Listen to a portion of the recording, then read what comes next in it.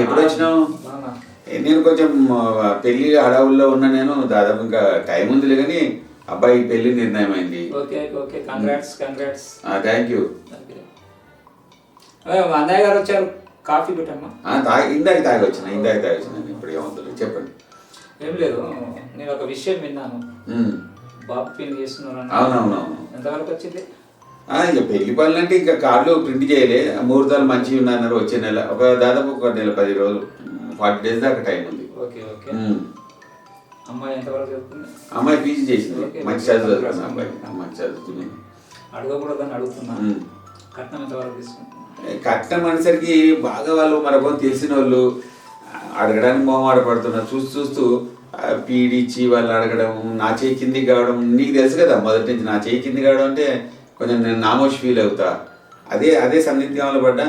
అతను అడగండి, మీరు అడగండి ఇస్తానంటున్నాడు. కానీ పాపం ఆయన కూడా ఆర్థికంగా లేనోడు. మరి ఏం చేయాలి? స్థితివంతుడు అంటే పొలాలు ఉన్నాయి, అమ్మితే డబ్బులు వస్తాయి. అమ్మవని నేను చెప్పలేను. Okay, no problem. మీ పెద్దమ్మాయి మ్యారేజ్ అయినప్పుడు నేను చూశాను. ఘనంగానే చేశాను. మరి కనివిని ఎరగని రీతిలో కట్నం ఇచ్చిన వారికి తెలిసి కనివిని ఎరగలే, నా స్తోమత మించి. మీ స్థాయి అయితే కాదు, ఇవి మీరు చాలా గ్రాండ్గా చేశారు. సంతోషం. మరి బాబు అంత తీసుకున్నంటే మరి నేను ఏం చెప్పలేకపోతున్నా. మరి ఏం చేయాలి చెప్పు. కష్టాలు ఏమైనా తీరుతాయా బాబు మ్యారేజ్ చేస్తే? కష్టాలు తీరడం ఏముండదు, నా జేబు నుంచి పడేటట్టున్నది పరిస్థితి. మరి ఇలా ఎంతకాలం పడుతుందా? పెద్దమ్మాయి అప్పులు ఇంకా తీర్చలేరని నాకు మొన్న ఈ మధ్యన చెప్పారు. వదిలే కడుతున్నా అన్నారు. మరి ఆ వడ్డీలు వస్తుందేమో నేను అనుకుంటున్నాను. మా అల్లుడు గారు కూడా చాలా గ్రాండ్గా చేయాలండి అన్నాడు. మరి గ్రాండ్గా చేయాలి. పాపం కట్నం ఎక్కువ తీసుకెళ్ళి గ్రాండ్గా చేసేసరికి కట్నం కంటే తడిసిపోవడం అయింది, ఎక్కువైంది. వాళ్ళ బంధువులు కూడా దాదాపు 3 బస్సులు లేవు కదా. పెద్దమ్మాయి మ్యారేజ్ చేసావు, ఆపే తడిసిపోయి మోపడైంది. అవును. మరి కనీసం మీ బాబు మ్యారేజ్ కు కొంచెం రిలాక్స్ అవుతుందని నేను అనుకుంటున్నా. కరెక్ట్, నువ్వు అన్నది కరెక్ట్. గా నేను ఖచ్చితంగా అడగలేకపోతున్నా. ఆయన వేయడానికి కూడా పాపం ఇబ్బందుల్నే ఉన్నాడు. మరి ఏం చేయాలి చెప్పు, నువ్వే చెప్పు. నేను అనేది ఏమిటంటే నవే డేస్ మీరు చాలా గ్రాండ్ గా చేశారు, మీ స్థాయికి మించి చేసిన. అవునవును. మరి మీ స్థాయికి మించి ఇచ్చినప్పుడు వాళ్ళ స్థాయికి మించి కోరుకోవడం తప్పేమన్నా చెప్పండి. కోరుకోవడం అంటే పాపం ఆయన ఇబ్బంది పాలవుతాడేమో అని నా బాధ. ఆ రోజు మీరు ఇబ్బంది కాలేదా ఇచ్చినప్పుడు? ఆయన అట్లని కొడుకుడు కన్నా మనం మీసాలు తిప్పి వాడిని హింసించడం ఎంతవరకు కరెక్ట్? అలానే కాదు. మరి మీరు జీవితం మొత్తం ఇలా కష్టాల పాలవుతే మీకు ఎప్పుడు మోక్షం దొరుకుతుంది? అప్పుల పాల నుంచి బయటపడే మార్గం ఉందా? మరి ఉంటే నాకేం ప్రాబ్లం లేదు, కానీ ఇంత సలహా ఇస్తున్నాను అనుకోవద్దు. నేను కూడా కట్నానికి వ్యతిరేకినే. బట్ మీ ఆవేదన, మీ అప్పులు చూసి నేను అట్లంటే స్పందిస్తున్నా. నాకే మీరు ఇంచుమించు ఒక 50,000 వరకు వడ్డీ ఇచ్చారు. మినిమం ఇచ్చాను మీకు 1 రూపీ చొప్పున.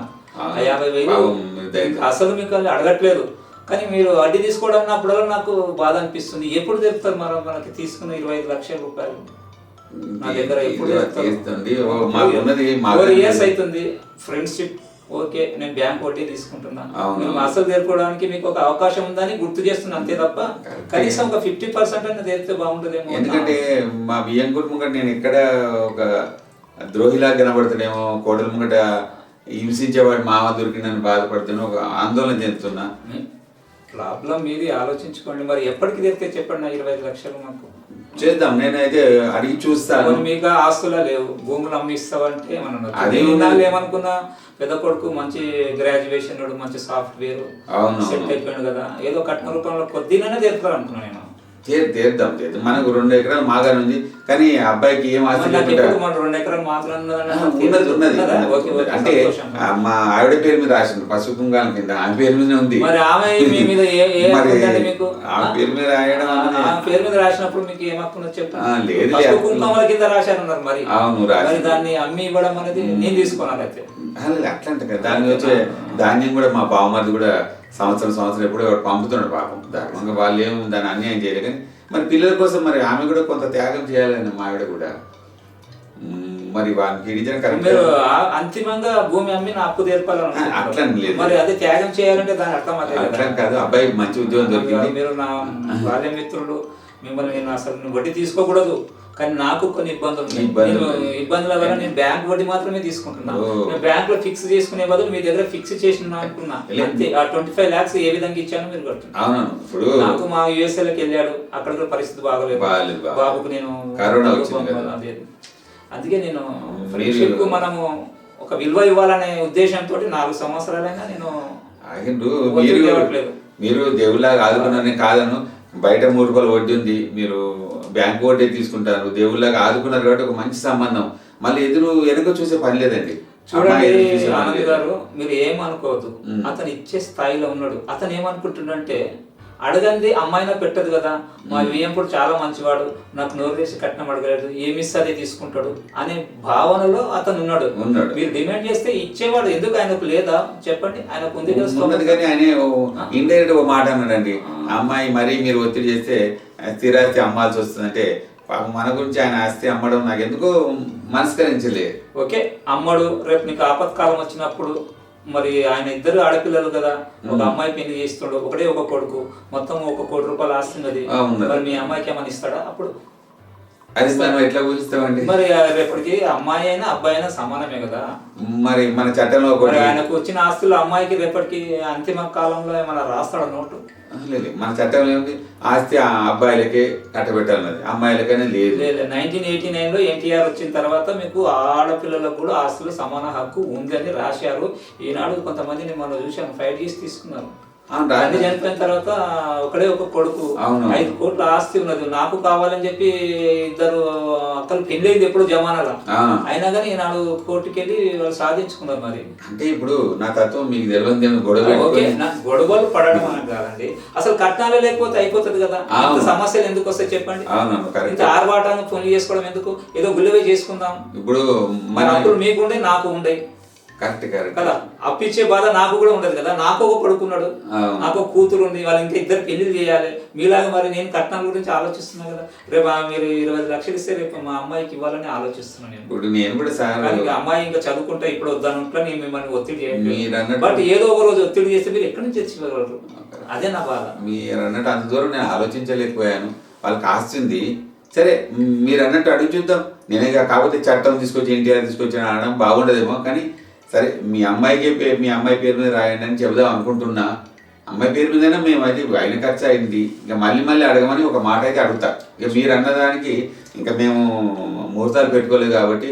ఎందుకంటే మీకు తెలియదు ఏముంది, అమ్మాయి నచ్చినాక మనం ఈ కట్నం గురించి వాళ్ళను వేరు చేయడం నాకు ఎందుకో అనిపించలే. సరే మీరు అన్నదానిలో కూడా వాస్తవం ఉంది, సరే నర్మగర్భంగా అడిగి చూద్దాం. ఏమనుకోకండి, కానీ పూల బాణంలో అడగండి మరి మెత్తగా. ఎందుకంటే మనకు పాము రావద్దు, కట్టే వెలువద్దు అన్నట్టు. మరి వియ్యంకునికి కోపం రావద్దు, ఆయనకు రావద్దు. పరిస్థితి అర్థం చేసుకొని ఓపెన్ గా చెప్పండి. ఇలా నేను దత్తాత్రేయ గారి దగ్గర ఒక 25 లక్షలు అప్పు చేశానండి, అది నా కోసం కాదు, నా కూతురు కోసం ఆనాడు ఇవ్వాల్సి వచ్చింది. మరి ఈనాడు మిమ్మల్ని అడగట్లేదు, మీరేమైనా ఇస్తే నేను కొద్దిగా తీర్చుకోవాలని ఆలోచన ఉంది. ఏమంటారు బావగారు అని అడగండి, తప్పేమున్నది. ఆయన ఇచ్చే స్థాయిలో మీరు అడగట్లేదు కాబట్టి రావట్లేదు. నేను అడగమని ఫోర్స్ చేయట్లేదు, అసలు అడగనే కూడదని నా ఉద్దేశం. కానీ మన సాంప్రదాయంలో మరి తరతరాలుగా వస్తుంది. సాంప్రదాయంగా అమ్మాయినా కూడా పెట్టదు కదా, అడగని పెట్టదు కదా, ఇది కూడా అడుగుతాం. సరే మీ మాట తీసేలేక ఇప్పుడు కనీసం సగం ఒప్పన తీర్చే అవకాశం ఉంది. ఆయన దాదాపు ఓ 10 లక్షలు ఇస్తానన్నాడు, ఓ 10 లక్షలు అడుగుదాం. దాని తర్వాత ఆయన బీదోడేం నేను అడిగినట్టు కాదండి, మీరు ఆవేదనతోటి అడిగి చూడండి. నాకు 10 లక్షలు ఇస్తారు, ఏం పెడుతున్నారు అమ్మాయికి అంటారు. మీరు 10 లక్షలు బంగారం ఎలాగో పెడతారు, మీరు ఆయనకు పెట్టేసి ఓపెన్ గా చెప్పండి. నేను కొద్దిగా నేను లోన్ కట్టుకుంటున్నాను చెప్పండి, వాళ్ళు కూడా ఫీల్ కాదు. ఎందుకంటే మేము 10 లక్షలు ఇచ్చినప్పుడు వాళ్ళు బంగారం కూడా ఎక్స్పెక్ట్ చేయడంలో తప్పు లేదు. ఆలోచన చేయండి. మీరు ఎవరైనా సరే 10 లక్షలు ఇస్తున్నామంటే మీ ఆ అమ్మాయికి ఏం పెడుతున్నారు అని అడుగుతారు. కాబట్టి 8 లక్షలైనా పెట్టవలసి వస్తుంది. మీకు అప్పు తెచ్చావు, అది ఏదో ఓపెన్ కూర్చున్న బావగారు ఇలా జరిగింది మీరు ఇస్తే నేను అంటే చెప్పుకుంటే ఆయన సంతోషపడతాడు కదా, ఉన్న ఫ్యాక్ట్ చెప్పాడు. ఎందుకంటే ఇప్పుడు నేను ఇంకొక అమ్మాయి ఉంది, అమ్మాయిని చేద్దామంటే మరి డబ్బులు లేవు.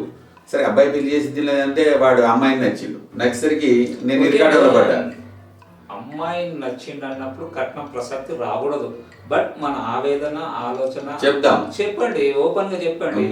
మీరన్న ప్రకారం మొదటి నుంచి అనుకున్న తర్వాత ఒకేసారి బ్రేక్ చేస్తే మన ఆలోచనల్ని బ్రేక్ అవుతుంది. మొదటి నుంచి అనుకుంటున్నారు కదా, పెద్ద అమ్మాయి పెళ్లి చేశాను, వాళ్ళ పెళ్లి ఎప్పుడు ఎంతో కొద్దిగా తీర్పుతాననే ఆలోచన మీకు ఉన్నది కాబట్టి అదే ప్రొసీడ్ కండి, తప్పేమున్నది. ఈ రోజుల్లో పెద్దవాళ్ళు కూడా తీసుకోవట్లేదా, కలెక్టర్లు లాయర్లు వాళ్ళందరూ కట్నం తీసుకుంటున్నారు, తీసుకుంటున్నాను. నేను తీసుకోవద్దని అంటున్నా కానీ జమాన్ అట్లా అయిపోయింది. అవును తీసుకుంటారు. అడగకున్నా కానీ ఇచ్చే వాళ్ళు కూడా ఉన్నారు ఈ రోజుల్లో. ఏమిటి అడగకపోతే ఏముందో లోపం అనుకునే వాళ్ళు కూడా ఉన్నారు. కట్నం అడగకపోతే ఇలాంటి మన లోపం ఉందా అని కూడా అనుకునే వాళ్ళు కూడా ఉన్నారు ఈ ప్రపంచంలో. కాబట్టి మనం మన స్థాయికి తగ్గట్టు అడగడంలో తప్పు లేదని నేను అనుకుంటున్నాను. మరి ఇదన్నీ మీకు మీ అప్పగించి కూడా మీరు అన్న ప్రకారం అడుగుతాను లేండి. ఆయన కూడా అంత కఠినంగా నేను ఇవ్వననే రకమేం కాదు, అతను మంచి వ్యక్తే. సరే నా బాధను ఇండైరెక్ట్ వ్యక్తపరుద్దాం. మీ అప్పు తప్పనిసరి తీయడానికి ప్రయత్నం చేస్తున్నారు. మ్యారేజ్ మాత్రం మీరు ముందు 2 రోజుల ముందు మా ఇంట్లో ఉండాలి కంపల్సరీ, ఖచ్చితంగా మీరు ఆశీర్వదించాలి.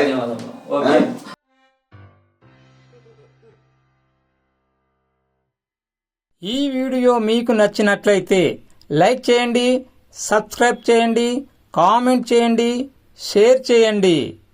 ధన్యవాదములు.